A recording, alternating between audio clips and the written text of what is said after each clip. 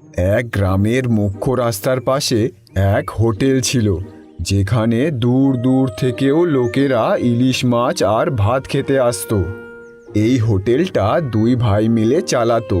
ওদের হোটেলের ইলিশ মাছের ঝোল এত স্বাদ ছিল যে কেউ একবার খেলে সে বারবার সেখানে ফিরে আসে।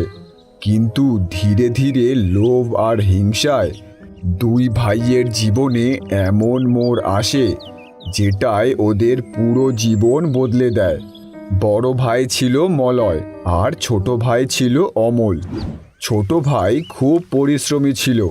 সকাল 5টায় উঠে বাজার থেকে তাজা ইলিশ মাছ আনতো, তারপর চাল ধুয়ে ভাত বসাতো আর মশলাও তৈরি করত। মাসের শেষে হোটেলে যা কামাই হতো সেই টাকা দুই ভাই সমান ভাগে ভাগ করে নিত, কেননা ওদের বাবা গত হওয়ার আগে ওদের ভুলে গেছিল দুজন একসাথেই কাজ করিস বাবা।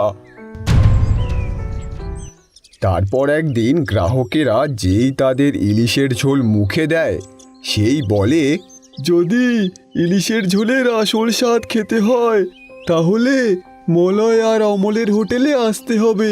হ্যাঁ ভাই, যাই বলো না কেন, বাড়িতে বানানো ইলিশের ঝোলের থেকে মলয় অমলের হোটেলের ইলিশের ঝোলের স্বাদ মুখে লেগে থাকে। কেন আসবে না ভাই? আমাদের হোটেলের স্পেশাল বানানো মশলা, স্বাদ তো আসবেই। বাবার মৃত্যুর পর দুই ভাই মিলে হোটেল চালাতে থাকে। কিছু বছর তো সব ঠিক চলছিল, দোকানের কামাইও বেশ ভালোই হচ্ছিল। কিছুদিনেই দুই ভাইয়ের বিয়ে হয়ে যায়। মলয়ের মালতী নামে এক মেয়ের সাথে বিয়ে হয় আর অমলের সুলতা নামে এক মেয়ের সাথে বিয়ে হয়। এখন দুজনারই খরচা বেড়ে যায়। কি গো, আমাকে এই মাসে একটা শাড়ি কিনে দাও না গো। পাশের বাড়ি বৌদি আছে না, উনি নতুন শাড়ি এনেছেন, আমাকে দেখাচ্ছিলেন। আমি যা কামাই করি তা আধা আধা ভাগ হয়ে যায়। যা পাই তার মধ্যে তো তুমি অর্ধেক খরচা করো। এখন আবার কোথা থেকে আনবো শাড়ি? তাহলে তুমি একসাথে কেন কাজ করছো বলো তো? আলাদা হয়ে যাও না, ওনার থেকে তো অনেক বেশি টাকা কামাবে। একটাই তো হোটেল, আলাদা কি করে হই? আমি যাচ্ছি হোটেলে, তুমি শাড়ির স্বপ্ন দেখো। এই বলে মলয় হোটেলে যায়। হোটেলে গ্রাহক তো বেশ ভালোই আসছিল, ইলিশ ভাতও খুব খাচ্ছিল, কিন্তু এইদিকে কামাইও ভাগ করতে হচ্ছিল, যার জন্য মলয় ভাবে, সব কাজ তো আমি করি আর টাকা দুভাগে ভাগ করতে হচ্ছে। অমলকে যদি আমি সোজাসুজি বলি তাহলে তো ওকে ভাগ দিতে হবে, ওকে কিছু না কিছু করে বার করতে হবে। এইভাবেই দুদিন কেটে যায়। এরপর একদিন অমল বাজার থেকে ইলিশ মাছ নিয়ে এসে ইলিশ মাছ রান্নাও করে ফেলে। তারপর অমল একটু সেখান থেকে সরতেই মলয় সেই ইলিশের ঝোলে বেশি করে নুন আর লঙ্কার গুঁড়ো মিশিয়ে দেয়। তারপর সেই খাবার যখন গ্রাহকদের দেয়, গ্রাহকরা খেয়ে রেগে যায় আর বলে, আরে কি ভেবেছো ভাই, এত বেশি নুন দিয়েছো, এটা কে খেতে পারবে? হ্যাঁ, আর এতে লঙ্কার গুঁড়োও এত দিয়েছো, পেট খারাপ করাবে নাকি? এতদিন ধরে খাবার বানাচ্ছো আর এখন এত বড় ভুল কি করে করতে পারেন আপনারা? এগুলো সব অমল রান্না করে। আমি তো চাই খেয়েই দেখলাম, সব তো ঠিকই ছিল। তাহলে আমরা কি ভুল বলছি? বেশি নুন আর লঙ্কা দিচ্ছ যেন গ্রাহকেরা কম খাবার খায় আর তোমাদের বেশি লাভ হয়। আমি অনেক দিন ধরে দেখছি অমল, কিন্তু কিছু বলতে পারছি না। তুই কখনো এই ভুল করিস, কখনো ওই ভুল করিস।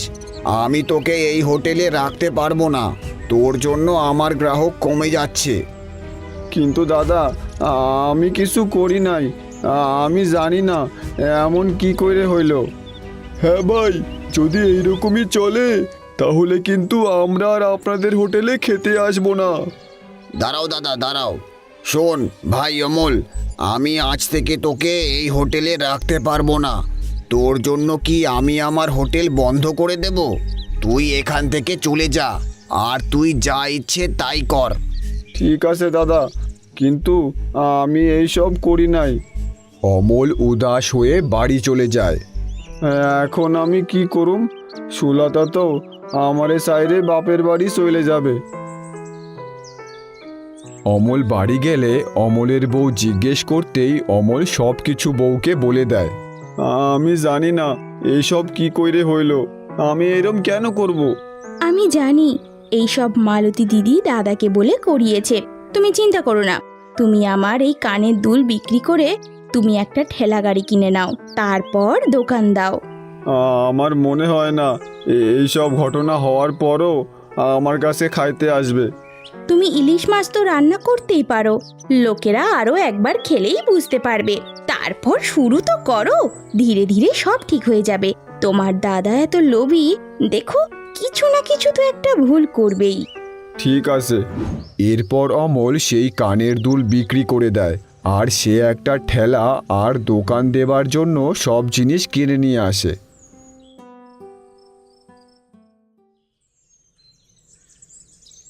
অমল তার ঠেলা নিয়ে গ্রামের এক গাছের নিচে দোকান দেয়। সে তার ছোট ঠেলাতেই ইলিশ মাছের ঝোল রান্না করতে শুরু করে। অমল ভাই, আমি শুনলাম তুমি কালকে খাবারে নুন আর লঙ্কার গুঁড়ো বেশি দিয়েছিলে, আর এর জন্য তোমার দাদা তোমাকে হোটেল থেকে বার করে দিয়েছে। হ্যাঁ দাদা, কিন্তু ওই নুন আর লঙ্কার গুঁড়ো আমি মিলাই নাই। যাই হোক, আজ আমি স্পেশাল ইলিশের ঝোল রান্না করছি, আজ খেয়ে দেখেন, ভালো না লাগলে টাকা দিতে হবে না। অমল ওই লোকটাকে ইলিশের ঝোল আর ভাত দেয়। লোকটা খায়, তারপর বলে, আরে অমল ভাই, স্বাদ তো বেশ হয়েছে, ঠিক আগের মতো, চালিয়ে যাও ভাই, তোমার কাছেও লোকেরা আসবে। ঠিক আছে দাদা, আপনারে অনেক ধন্যবাদ। এইভাবেই ধীরে ধীরে অমলের কাছেও লোকেরা খেতে আসে। আর এইদিকে মলয়ও একাই হোটেল চালাচ্ছিল। এখন যা কামাই হচ্ছিল সেগুলো সব মলয়ই রাখছিল, কিন্তু ধীরে ধীরে মলয়ের লোভ আরও বাড়ে। অমল ওর ঠেলা লাগিয়েছে, এই জন্য তো অর্ধেক গ্রাহক ওর কাছেই যাচ্ছে। এখন আমাকে অন্য কিছুও করতে হবে আরও টাকা কামানোর জন্য। ঠিক তখনই মলয়ের হোটেলে মলয়ের এক পুরনো বন্ধু সন্টু আসে। আরে সন্টু ভাই, কেমন আছিস? আরে মলয়, কেমন আছিস ভাই? আমি শুনলাম এখন একাই সামলাচ্ছিস হোটেল, তাহলে এখন হোটেলে বেশ ভালোই কামাই হচ্ছে বল। কি বলবো আর, এখন অমল ওর ঠেলা লাগিয়েছে, তাই আমার ভালো কামাই হচ্ছে না। তাহলে আমি একটা কামানোর রাস্তা বলবো? হ্যাঁ ভাই বল, হোটেলে ভালো কামাই হচ্ছে না। বলবো, কিন্তু এই কথাটা তুই আর কাউকে বলতে পারবি না। আরে ভাই, আমি অন্য কাউকে কেন বলতে যাব? তাহলে আয় আমার সাথে। সন্টু তখনই মলয়কে একটা জঙ্গলের দিকে নিয়ে যায়। ওরা জঙ্গলের একটা পুরনো বাড়িতে হাজির হয়। ভাই, এ তুই কোথায় নিয়ে আসলি? চল না তুই, তোর টাকা চাই তো। তারপর সন্টু মলয়কে ওই বাড়ির ভেতরে নিয়ে যায়। সেখানে কিছু লোক আগে থেকেই ছিল। আরে, এটা কাকে নিয়ে এসেছিস? ও আমার বন্ধু দাদা। তা কেন এনেছিস? দাদা, ও কাজ খুঁজছে, আর ও সাহায্য করতে পারে আপনার ব্যবসায়। ওর একটা খাবারের হোটেল আছে। বেশ ভালো, যা ওকে ভেতরে নিয়ে মাল দেখা। যার পরে সন্টু মলয়কে এক ঘরে মাল দেখাতে নিয়ে যায়। মলয় ওই মাল দেখে ঘাবড়ে যায়। কি হলো ভাই, চমকে গেলি নাকি? এই গুপ্ত কাজ করতে হবে তোকে। আরে, এইসব কাজ আমি কি করে করব ভাই? পুলিশেরও ভয় আছে। আরে ভাই, টাকার কথাও তো ভাব।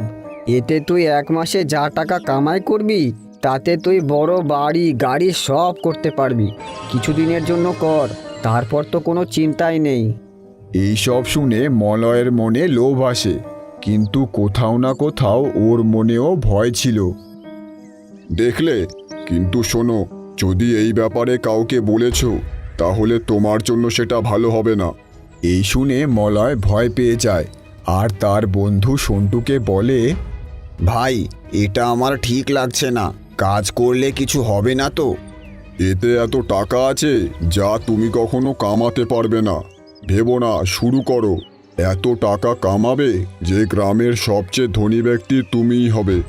ওরা এত টাকার লোভ দেখায় যে মলয় হ্যাঁ করে দেয়। তারপর মলয় বাড়ি চলে যায়। কি হলো গো গো, আজ দোকান বন্ধ করে এত তাড়াতাড়ি চলে এলে যে? তারপর মলয় তার সাথে ঘটা ঘটনা তার বউকে বলে। আরে কত ভালো সুযোগ, শুধু 1 মাসের তো ব্যাপার। তারপর যা টাকা হবে সেটা দিয়ে আমার জন্য একটা বড় সোনার হার গড়াবো। আমার অনেক দিনের ইচ্ছা। আর যদি কিছু হয়ে যায়? একে তো আমাদের হোটেল ভালো চলছে না, তুমি বেশি বেশি ভাবছো। কত টাকা আসবে ওটা তো দেখো। মালতীও খুব লোভী ছিল। এত টাকা আসবে এই ভেবে সে আর থাকতে পারে না। আরে তুমি সামনে দিয়ে বেচবে নাকি লুকিয়ে লুকিয়ে বেচবে? তারপর পরদিন সন্টু আবার মলয়ের হোটেলে আসে। হ্যাঁ ভাই, তাহলে কি ভাবলি তুই? হ্যাঁ ভাই, আমি বেচার জন্য রেডি, কিন্তু কবে থেকে শুরু করবি? তাহলে আজ থেকেই শুরু করে দে। তুই হোটেল চালা, আমি মাল আনার ব্যবস্থা করছি। তারপর মলয় হোটেল চালায়, আর সন্ধে হতেই সন্টু সব মাল দোকানের ভেতরে রেখে দেয়। হ্যাঁ ভাই, সব মাল আমি ভেতরে রেখে দিয়েছি। এইবার তুই মজা কর আর টাকা ছাপা টাকা। ঠিক আছে ভাই, কাল থেকে আমি ইলিশ ভাতের সাথে ওইগুলোও বেচতে শুরু করব। পরদিন মলয় হোটেল খোলে, ইলিশ মাছের ঝোল রান্না করতে শুরু করে। আর সে তৈরি ছিল ভেতরের মাল বিক্রি করার জন্য। তখনই তার হোটেলে মন্টু নামে এক মাতাল আসে। মলয় ভাই, তাড়াতাড়ি 1 প্লেট ইলিশ মাছের ঝোল আর ভাত দাও। ইলিশ মাছের বড় পিসটা দেবে কিন্তু।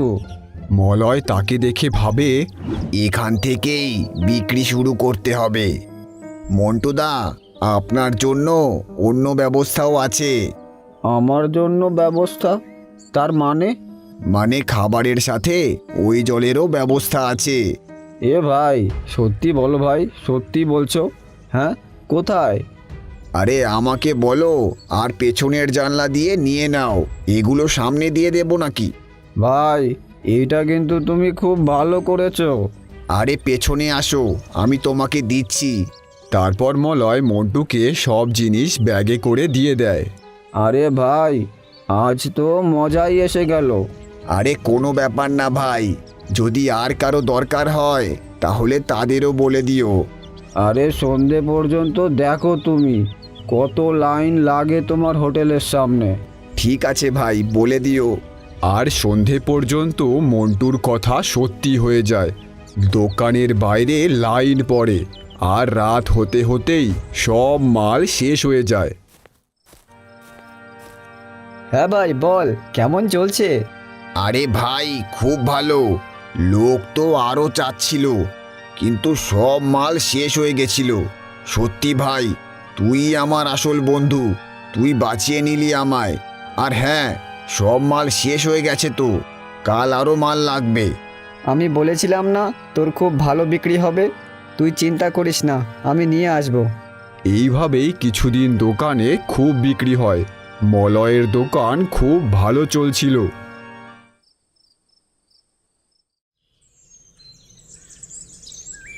আর এইদিকে অমল, দাদার হোটেলে এত ভিড় কি করে লাগতেছে? আমি যখন থাকতাম তখন তো কখনো দেখি নাই এত ভিড়। সকাল থেকে সন্ধে হয়ে যায়, ওর হোটেলে এত ভিড় লাগেই থাকে। তখনই সে মন্টুকে আসতে দেখে। অমল তাড়াতাড়ি মন্টুর কাছে যায় আর জিজ্ঞেস করে, আরে মন্টুদা, তুমি আজকাল আমার ঠেলায় আসতেছো না? তুমি তো রোজ আমার কাছ থেকেই খাইতা। আর কি বলবো ভাই, মলয়দার হোটেলে তো খাবারের সাথে স্পেশাল জলেরও ব্যবস্থা আছে, তাই সবাই ওখানেই যাচ্ছে। এই বলে মন্টু সেখান থেকে চলে যায়। আর এইদিকে অমল বুঝে যায় যে ও কি ব্যাপারে কথা বলছিল। আচ্ছা, তাইলে এখন দাদা এই খারাপ কাজও শুরু করছে, এই জন্যই ওর হোটেলে এত ভিড় লাগেই থাকে। তারপর তাড়াতাড়ি অমল তার দাদার কাছে যায়।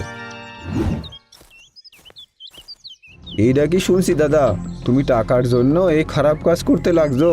আমাদের বাবার কি সম্মান থাকবে এই গ্রামে? মলয় অমলের মুখ থেকে এই কথা শুনে একটু অবাক তো হয়, কিন্তু তাও ও বলে, এখন তুই আমাকে বেশি জ্ঞান দিস না। টাকা আছে তো সব আছে, না হলে কেউ পাত্তাও দেয় না। যা, গিয়ে নিজের কাজ কর। দাদা, তুমি নিজেই ভাবো, এই যে যা তুমি করতেছো এটা কি ঠিক? এই বলে অমল ওখান থেকে চলে যায়। আর ওইদিকে মলয়ও ওর হোটেল বন্ধ করে নিজের বাড়ি চলে যায়। কখনো কখনো মনে হয় কিছু ভুল করছি না তো আমি। আজ তো অমলও এসেছিল, ও জেনে গেছে এই ব্যাপারে। আরে তুমি এত ভেবো না আজকের ব্যাপারে, এই সব তো ব্যবসাতে হয়। আর যদি তুমি এগুলো বিক্রয় না করো, ওরা অন্য জায়গা থেকে তো কিনেই নেবে। মালতী এত লোভী ছিল যে ও এত কামাই দেখে কখনোই চাইতো না যে মলয় এই ব্যবসা বন্ধ করে। এইভাবেই মলয়ের খুব কামাই হচ্ছিল। একদিন দোকানের সামনে, আরে দাদা, আমাকে দাও। না না, আগে আমাকে দাও।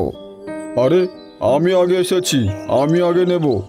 এইভাবেই ওরা নিজেদের মধ্যে ঝামেলা করতে থাকে। এই দেখে মলয় একটু ভয় পেয়ে যায়। এই লোকগুলোর জন্য পুলিশ না চলে আসে। এই নাও তোমাদের মালের ব্যাগ, আর তাড়াতাড়ি যাও এখান থেকে। মলয় আজকে তো তাড়াতাড়ি ওদের মাল দিয়ে দিল, কিন্তু কোথাও না কোথাও মলয়ও ভয় পায় যে কখনো ভুল না হয়ে যায়। এইভাবেই একদিন মলয় তার বাড়ির দিকে যাচ্ছিল। তখনই সেখানে রাস্তায় দুজন কথা বলছিল। তুমি শুনেছ মলয় ওর ইলিশ ভাতের সাথে কি বেচছে? ওর বাবার তো নামটাই ডুবিয়ে দিল ও। হ্যাঁ দাদা, আর আমি শুনেছি মন্টু ওর হোটেল থেকে এত মাল নিয়ে যায়, তারপর রাতে মন্টু ওর বউকে ধরে মারে। আমিও শুনেছি যখন থেকে আমাদের গ্রামে ওই জিনিস বেচা শুরু হয়েছে, গ্রামে তো সব ঘরেই রোজ ঝগড়া হয়। এই সব কথা শুনে মলয়ও একটু উদাস হয়ে পড়ে, আর তারপর সন্টুর কাছে যায়।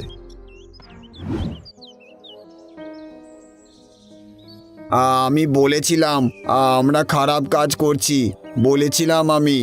দেখ এখন গ্রামের লোকেরা কেমন কথা বলছে, আর এর থেকে কত লোকের ঘরে অশান্তি লেগে আছে। সন্টু, তোর মাল তুই নিয়ে যা, আর ভাই মানা করে দে ওদেরও যে আমি আর এই কাজ করতে পারবো না। ভাই হাত জোর করছি, আমি আর এই পাপ কাজ করতে পারবো না। তুই কি বলছিস? এত তাড়াহুড়ো করিস না ভাই। না ভাই, আর না। আরে ভাই, তুই তো মানছিসই না। আচ্ছা ঠিক আছে, আমি দেখছি। তারপর মলয় তার বাড়ি চলে আসে আর সব কথা তার বউকে বলে দেয়। তুমি ভাবো বউ, যদি মন্টুর জায়গায় আমি হতাম আর রোজ তোমাকে কষ্ট দিতাম তাহলে কেমন হতো। আমি আর এই খারাপ কাজ করতে পারবো না। ঠিক বলেছো গো, আমিও টাকার লোভে না অন্ধ হয়ে গিয়েছিলাম। এখন থেকে আমরা আর এই কাজ করব না। পরদিন সকালে মলয়ের বাড়িতে হাজির হয় সেই গুন্ডাগুলো। হ্যাঁ ভাই, আমি শুনলাম তুমি আর মাল বেচবে না। দাদা, আমি আর এই কাজ করতে পারবো না। এতে লোকেদের জীবন খারাপ হচ্ছে। এই চুপচাপ যা বলছি তাই করবি, বুঝলি? তোর এখান থেকে আমার অনেক কামাই হচ্ছে, আমি তোকে কি করে ছেড়ে দিই? বাঁচতে হলে কাজ চালিয়ে যা, আর বন্ধ করলে দেখে নিস। এইভাবেই গুন্ডাগুলো ধমকি দিয়ে সেখান থেকে চলে যায়। হে ভগবান, এখন কি করি? আমি আর এই পাপ কাজ করতে পারবো না। মলয় ঠিকই বলেছিল, এই খারাপ কাজ করা আমার উচিত ছিল না। তো এখন কি করবে তুমি? যদি আমরা ওদের মালা না বেচি, ওরা তো আমাদের ধমকি দিয়ে গেল। ওটা করব যা আমার আগে করাই উচিত ছিল। পুলিশের কাছে যাব আর সব কথা ওদের বলবো, আর আমার হোটেল আর সব কিছু আমি অমলের নামে করে দেব। তারপর মলয় তাড়াতাড়ি পুলিশ স্টেশনে যায়। স্যার, আমি একটা এফআইআর করতে এসেছি। হ্যাঁ বলো, কার? আমার আর ওই গ্যাংয়ের যারা খারাপ কাজ করছে।